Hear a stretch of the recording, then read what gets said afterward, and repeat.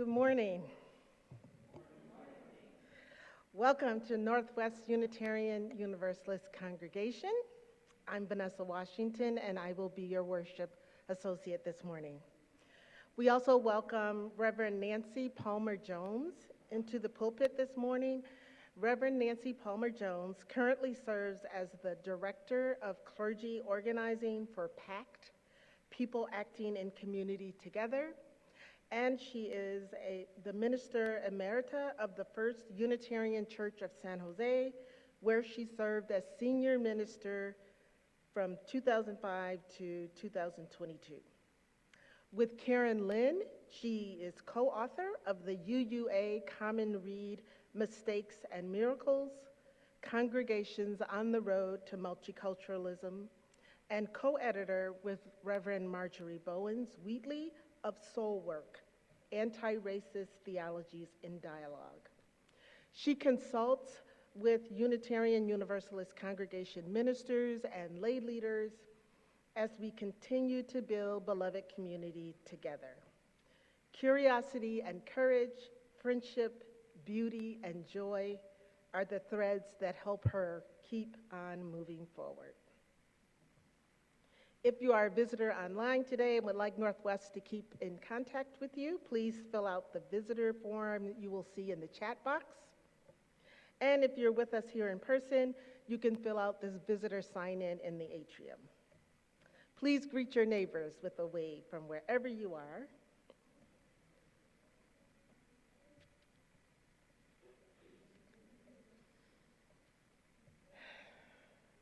And then before we begin our prelude, well, a couple of things I forgot to say. This service is brought to you in part by the 8th Principle Implementation Team. So now, let us all take a deep breath and settle into a time of worship before the prelude.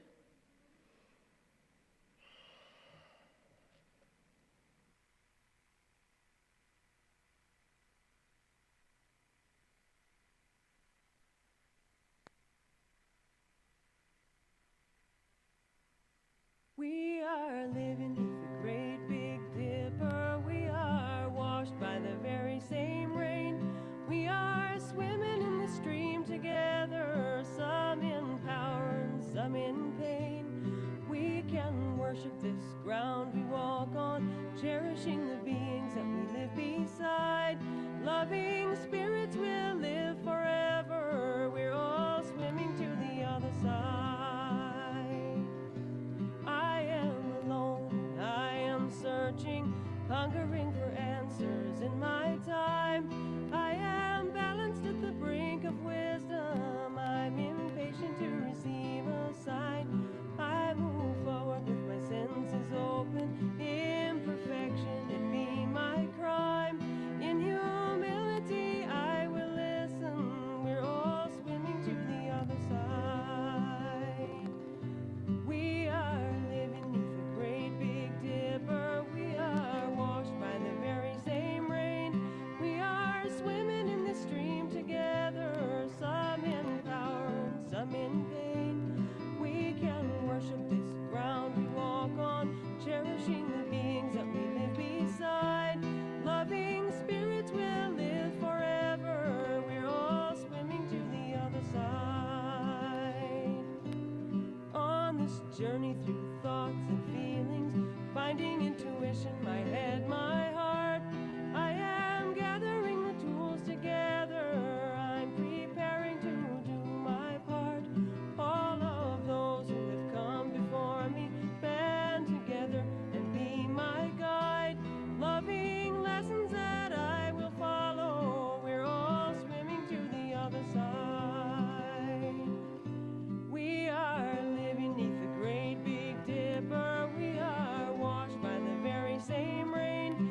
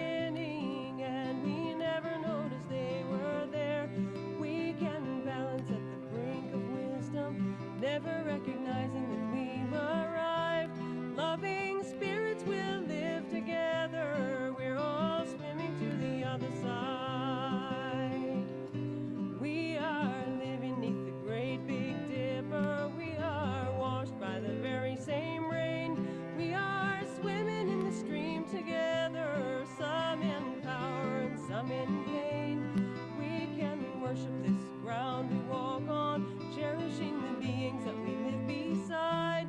Loving spirits will live forever. We're all swimming to the other side.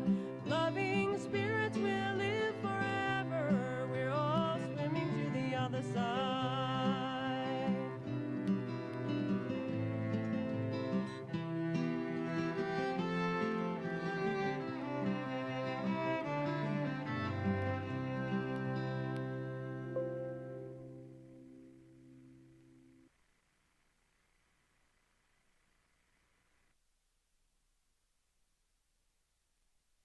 Today, we begin our service today with a land acknowledgement. We collectively acknowledge that Northwest Unitarian Universalist Church occupies the ancestral, traditional, and contemporary lands of the Anishinaabe Three Fires Confederacy of Ojibwe, Odawa, and Potawatomi peoples. In particular, the congregation resides on land ceded in the 1807 Treaty of Detroit. We recognize, support, and advocate for the sovereignty of Michigan's 12 federally recognized tribes, for historic indigenous communities in Michigan, for indigenous individuals and communities who live here now, and for those who were forcibly removed from their homelands. By offering this land acknowledgement, we pledge ourselves to justice and repair, both with the land and its people.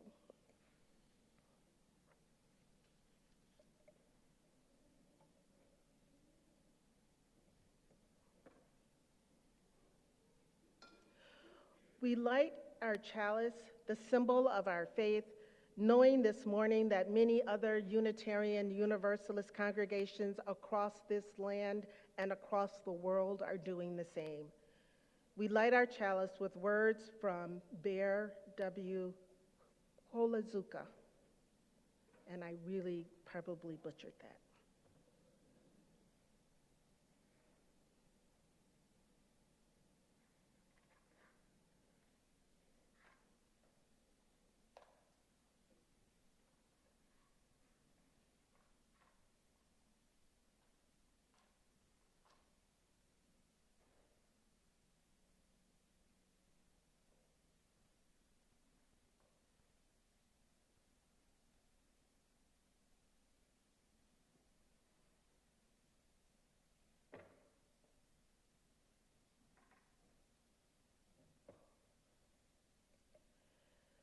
The reading is from Bear, the Hearth of the Chalice.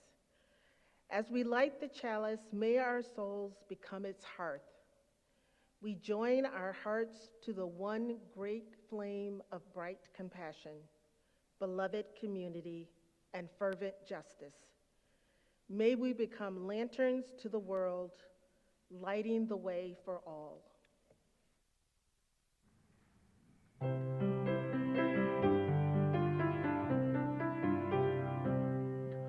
Rise up, O flame, by thy light glowing, show to us beauty, vision, and joy.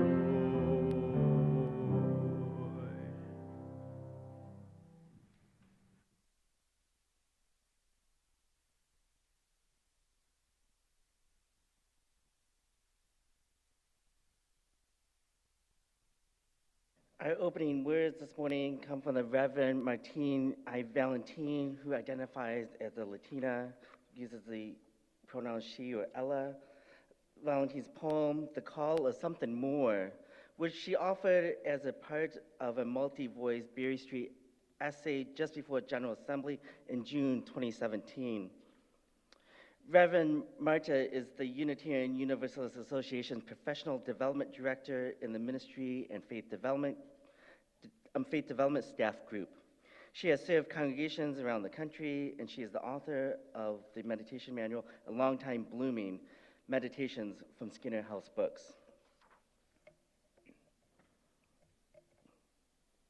Remembering that BIPOC stands for Black, Indigenous, and People of Color, Reverend Marta writes that this poem was written for my BIPOC family and allowing the white folks to listen in. The we in this poem refers we humans of color throughout.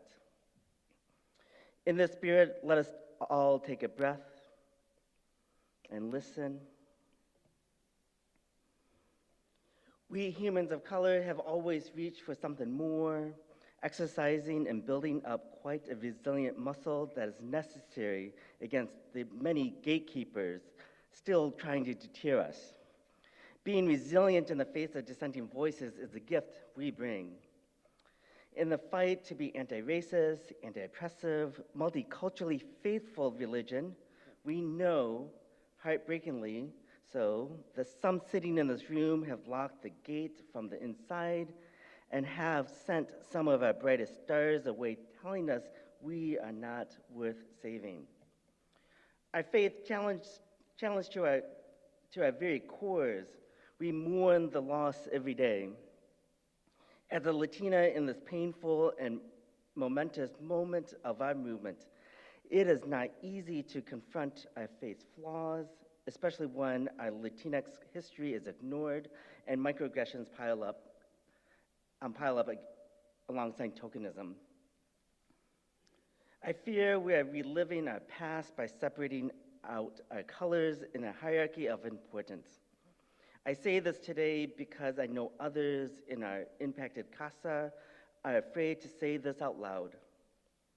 I know for decades Latinx and other people of color have been afraid to speak their truth, have been afraid to demand actions that are beyond the binary code, have been afraid to ask, why is it that we haven't organized together?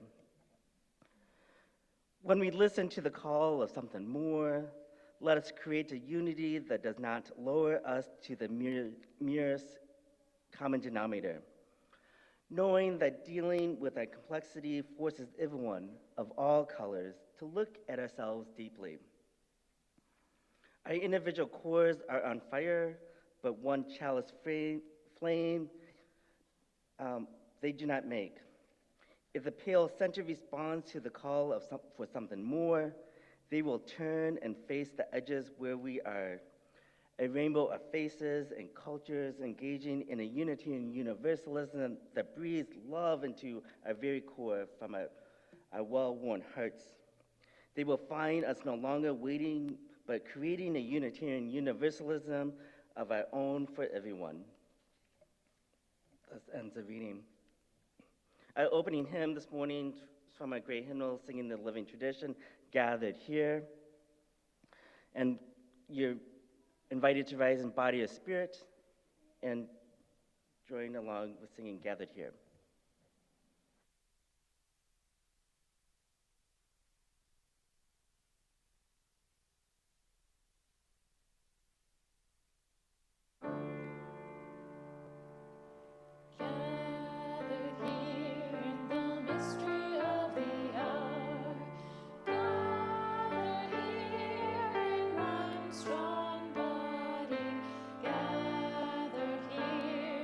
Struggle and the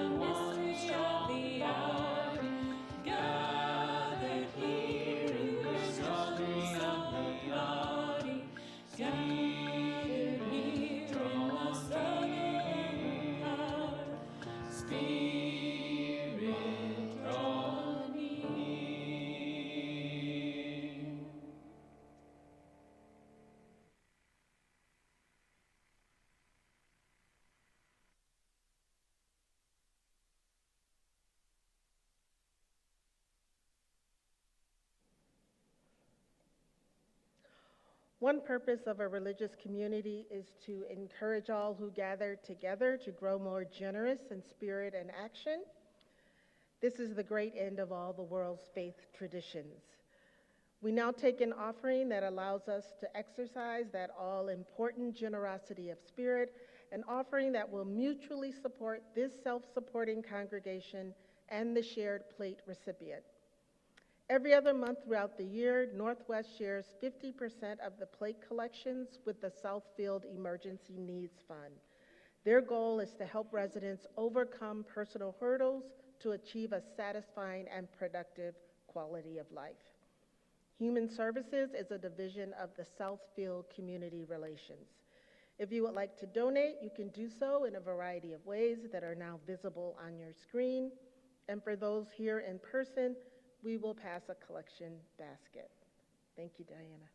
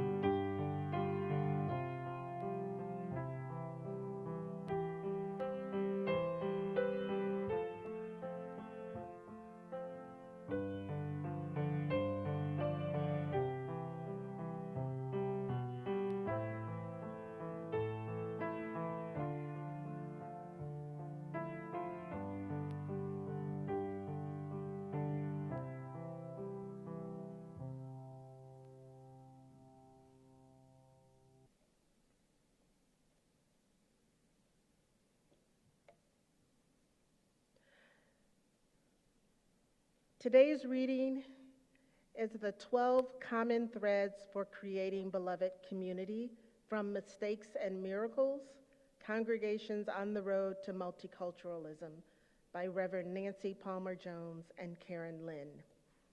And Kathy and I are going to read it together.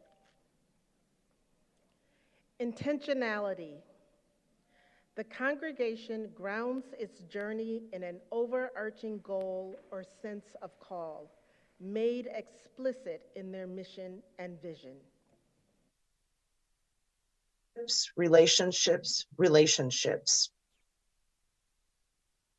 Building and tending to relationships within the congregation and beyond are central to the work.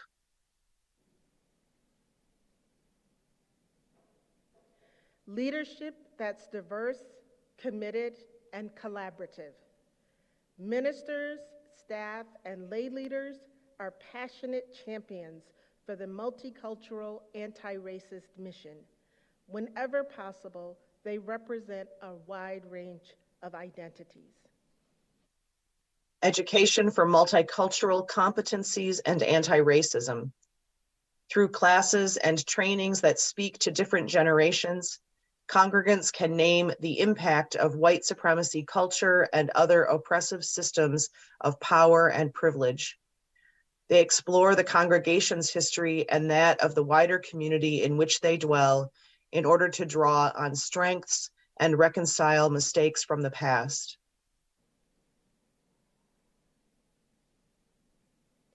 Institutionalized structures that support the multicultural, anti-racist mission.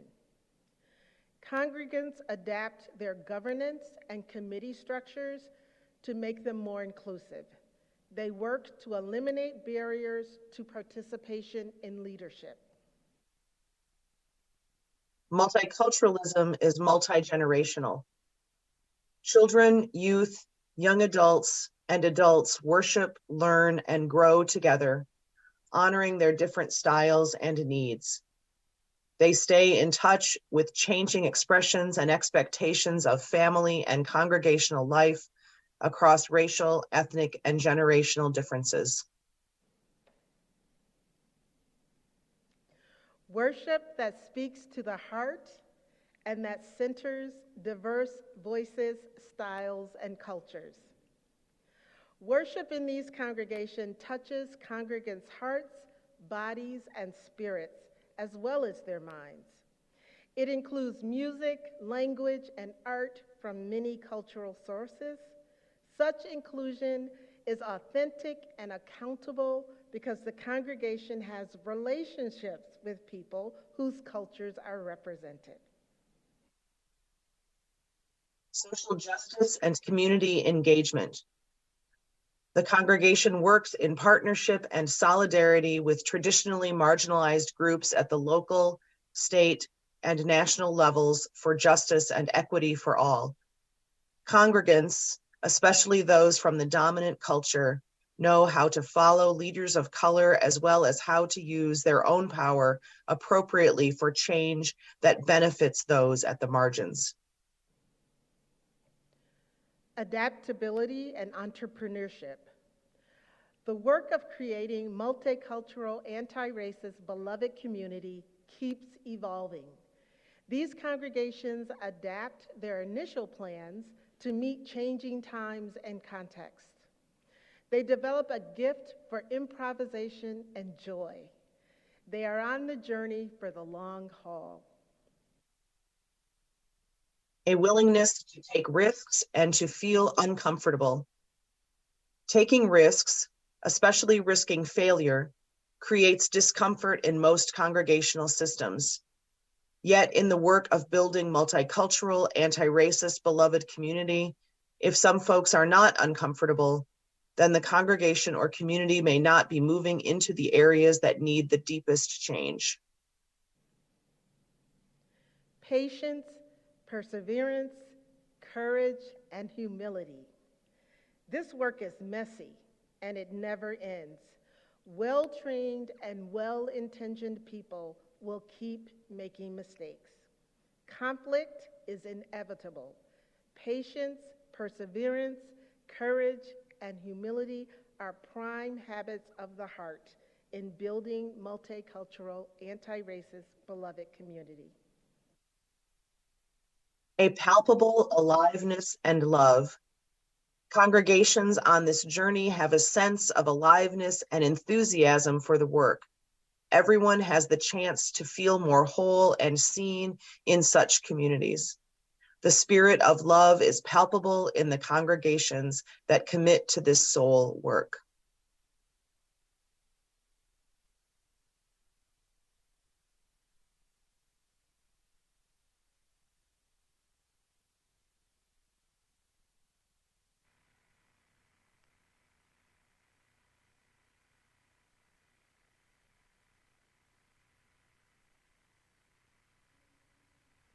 This little light of mine, it used to be too scared to shine.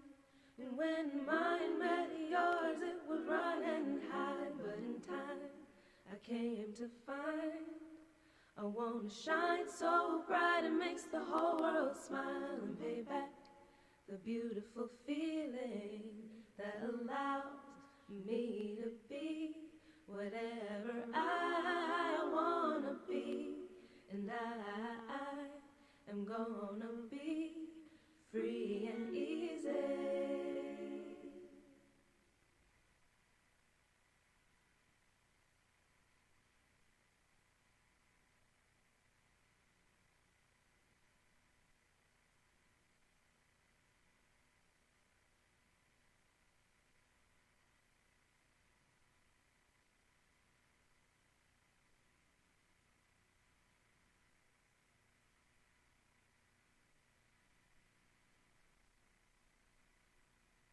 Well, good morning, beloveds. Oh, I am so glad to be with you, and it is such a joy to create worship with Vanessa and Ben and Kathy and Alex and the whole Eighth Principle implementation team, and with all of you. So, what's the connection between that long list of 12 common threads that Vanessa and Kathy read, those guidelines for communities striving to build multicultural, anti-oppressive, beloved community, and the short dance video that we just watched, where two people begin to let their light shine. Here's what I think. If we Unitarian Universalist congregations will follow those common threads, not all of them at once, but just focusing our attention on one or two at a time, then the communities we co-create will be places where all of us, individually and collectively, can shine so bright it makes the whole world smile, as the song says, where all of us can become our full best selves, unique in our gifts, honest about our limits, naming our identities, listening to each other, awake to the social systems that constrict our humanity, steadfast in our working for a better world, spiritually, free and easy, like that last image from the dance. Yes, we know we Unitarian Universalists have a long way to go on this journey, but wouldn't that kind of community be awesome? So none of the congregations who are on this road have reached nirvana yet. Sorry to bring you that news, and yet let's be real and grounded, right? And still, the journey itself is transformative. As many of you here at Northwest UU already know. So let's be real. It can also be overwhelming and confusing and discouraging, especially when we are already struggling with change and grieving losses, as I know many of you are. So today we're going to break it down a little bit, Vanessa and I, and we're just going to focus on 3 of those common threads. And I invite you to listen for what each of them sparks in your imagination about the community that you want to create right there at Northwest. So I get to start with the very first thread on the list, intentionality, where the congregation grounds its journey in an overarching goal or sense of call. Our Unitarian Universalist faith calls us, and I know you know this, calls us to embody diversity, equity, inclusion, and belonging. So congregations on the journey make this intention explicit. They name it, they know it by heart, they use it to measure all the decisions they make, this intentionality. You know, when Karen Lynn and I walk into the big sanctuary at All Souls Unitarian Church in Tulsa, Oklahoma, we see this huge poster on the wall right by the entrance. It's the congregation's Centennial Vision 2021, and it begins like this. Our church is an embodiment and celebration of the world as we hope it will one day become. A climate of profound hospitality, love, and acceptance radiates from our campus and our members. Our sanctuary is bursting with people from a diversity of theologies, philosophies, ethnicities, colors, classes, abilities, generations, sexual orientations, and political persuasions, all dwelling together in peace, seeking the truth in love, and helping one another. And then all over the poster are these tiny signatures. Every member, new and long-term, signs onto this vision as they enter into community. Once this vision is in place, back in 2010 or 2011, the leaders have their marching orders. We can argue over strategy, their minister, Reverend Marlon Lavenar says, but we can't argue over direction. So does All Souls perfectly embody this vision by the time Karen and I visit in 2016, or even now in 2023? Well, of course not. Our congregations are human institutions, right? But the people of All Souls share a promise and a commitment to this vision. It changes what they strive to learn and how they try to grow. It deepens their understanding of what it means to be a Unitarian Universalist. That's pretty awesome. At the First Unitarian Church of San Jose, where I served, we create a short mission statement bound together by our commitment to making love visible. We gather to deepen our spirits, to work for justice, and to create one sacred family. And then we boil even that down to just one memorable phrase. Our mission, we say, is to make love with a capital L visible in all that we say and do. We repeat it every Sunday. We know it by heart. It starts to affect our daily lives. In every committee meeting and every interaction on the street, we ask ourselves, how are we making love visible right now?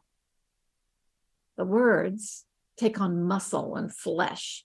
They help us decide where to put our energies, our resources, our focus. So, dear ones of Northwest UU, what is your guide? Where have you expressed your intention?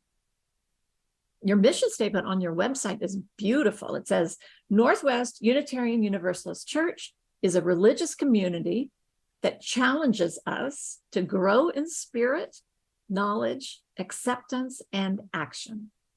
We provide support and warmth in times of need and joy. What parts of this have you taken into your bones? How does it guide you to embody diversity, equity, inclusion, and belonging in all that you say and do? Is it woven through your daily lives as individuals and as a community? Is it enough? What else in your congregation's shared language names the direction to which you are committed? Dear ones, in my experience, intentionality is something we've got to work on always, whether we're committing ourselves to a friendship over and over, to a vocation, to a shared goal, you name it. But oh, when we commit to joining our hearts to the one great flame of bright compassion, beloved community, and fervent justice, as Bear Koletskwa says in our chalice lighting. Oh, darlings, what a blessing this can be.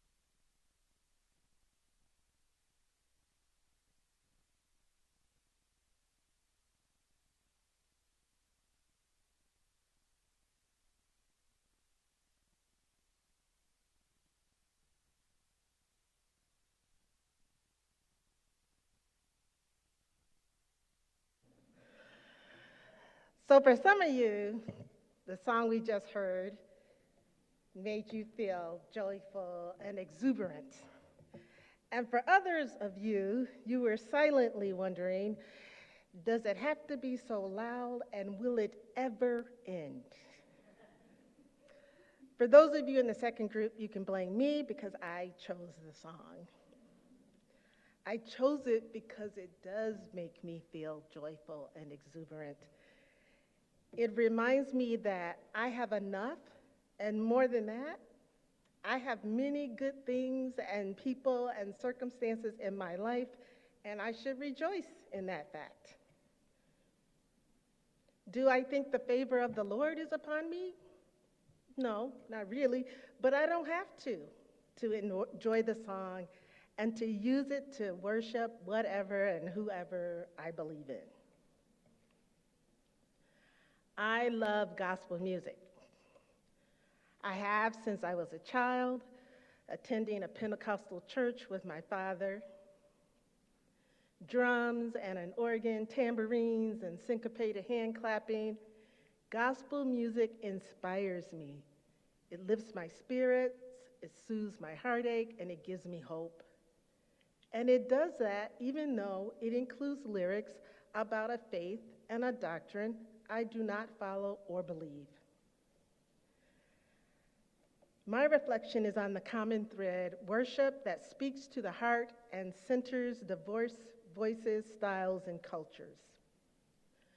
What struck me about some of the churches in the book, Mistakes and Miracles, was the effort they put into creating different worship experiences to meet the needs of a diverse body of existing and potential congregants. This was done by creating services which centered spiritually and culturally different ways of worship by partnering with people who had experience with those ways of worshiping. The beauty of that approach is that it allows those who are attracted to UU theology to enjoy and practice some of the tradition and ways of worshiping from the faith communities we left behind. I have participated in several faith communities and loved and appreciated different aspects of each of them. I was a member of a Quaker meeting in Lansing for several years, and I loved their quiet, meditative services, which is why when I first came to Northwest, I gravitated toward the stripped-down, quieter, early morning service we used to have. I also miss the fervor and the loud music and the spontaneous congregational singing from my father's church, but cannot attend regularly because although I may indeed be going to hell after I die, I certainly don't need to be reminded of that fact week after week.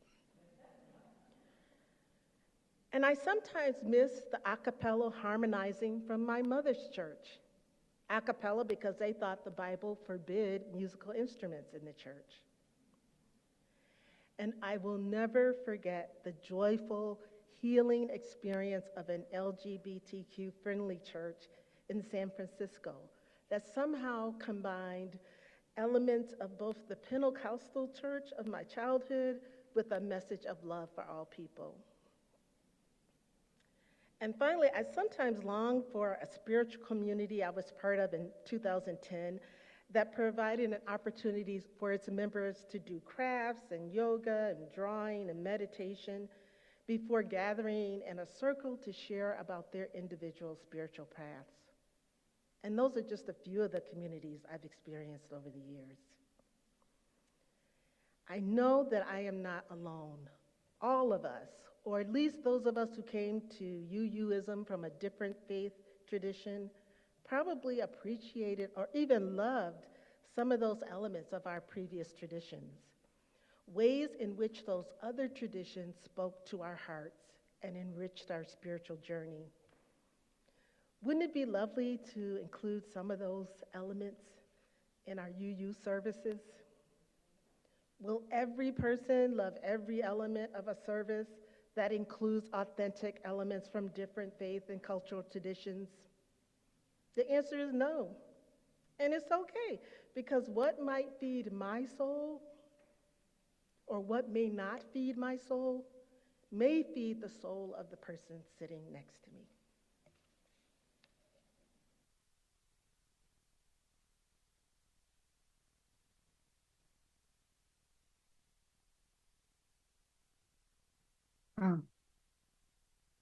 Oh, I love what you say, Vanessa, about the experience of this kind of worship. How there's no way we're all going to love every element of a diverse, heart-centered service like that. And you say, that's okay. Because what might not feed my soul may feed the soul of the person sitting next to me. That's such a generous, compassionate way for all of us to come into worship.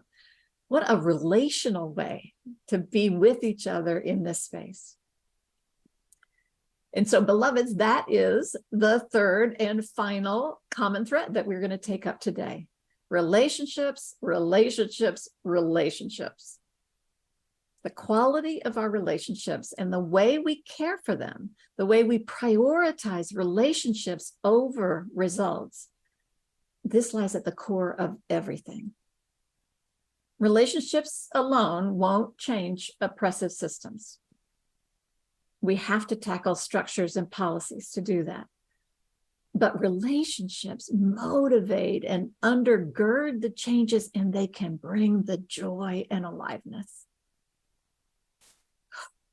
What does that look like in practice? Well, for me, as a white person, and we could say similar things for any other, dominant versus targeted identities. But as a white person in multiracial, multi-ethnic spaces, I need to be honest and accountable when I inevitably make mistakes in my language, in my behaviors, in my assumptions. I need to educate myself, mostly among other white people, about the characteristics and the impacts of this white supremacy culture we're all swimming in. I need to be willing and patient enough to earn someone's trust, rather than assume that my work or my heart can overcome centuries of ongoing harm and the impact of my own mistakes. Most of all, I just need to keep listening and learning and showing up.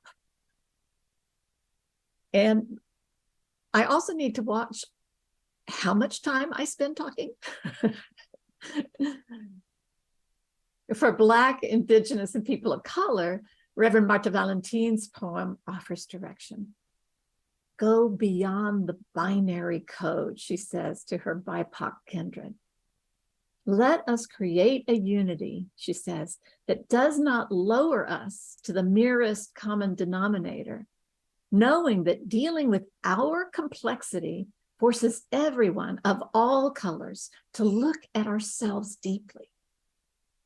We are a rainbow of faces and cultures engaging in a Unitarian Universalism that breathes love into its very core, no longer waiting, but creating a Unitarian Universalist of our own, speaking to BIPOC people here, of our own for everyone, for all of us, in relationship. Always deepening and expanding and breaking through barriers to our relationships. So much love, joy, aliveness in this work. Now hush, Nancy. Hush, beloveds.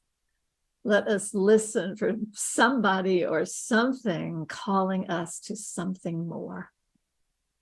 May we rise in body or in spirit to sing our closing hymn from the Teal hymnal, Singing the Journey, number 1040, Hush.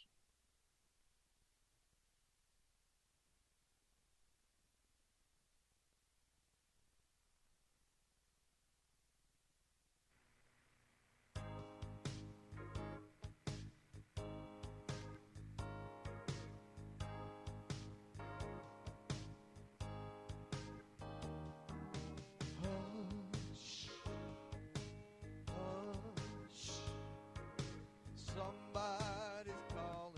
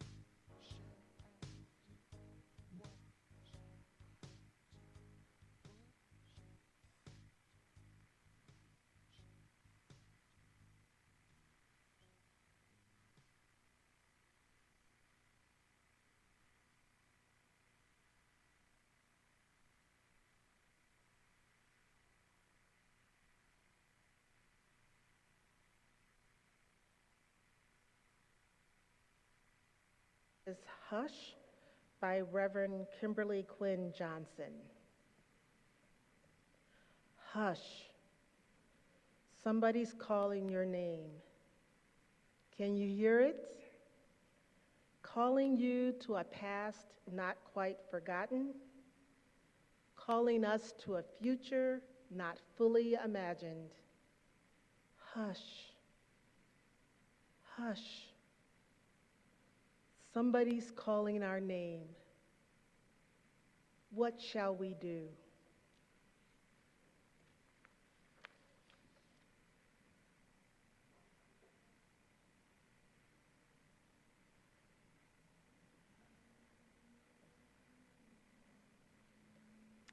We have a couple of announcements today. More information about our events and the congregation are posted in the weekly newsletter and our website, northwestuu.org. You're invited to join us for coffee, tea, and light snacks after the service in the multipurpose room. The memorial service for Margot Julian, the new date for the celebration of life service for Margot Julian will be on Saturday, October 21st at 10 a.m. in the chapel at Allegria Village in Dearborn. A reception will be provided by the family after the service in the Edison Room.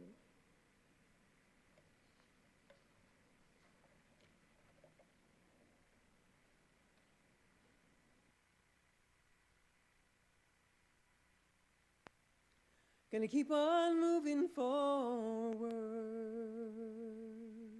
Keep on moving forward. Keep on moving forward. Never turning back. Never turning back. Sigamos adelante, siempre adelante, siempre adelante, sin volver atrás, sin volver atrás. Gonna keep on loving boldly. Keep on loving boldly. Keep on loving boldly. Never turning back. Never turning back. Amaremos con pasión. Siempre con pasión. Siempre con pasión, sin volver atrás, sin volver atrás. Gonna reach across our borders, reach across our borders, reach across our borders. Never turning back,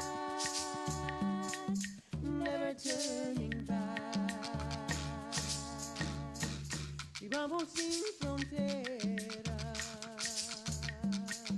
siempre sin fronteras, siempre sin fronteras, sin volver atrás.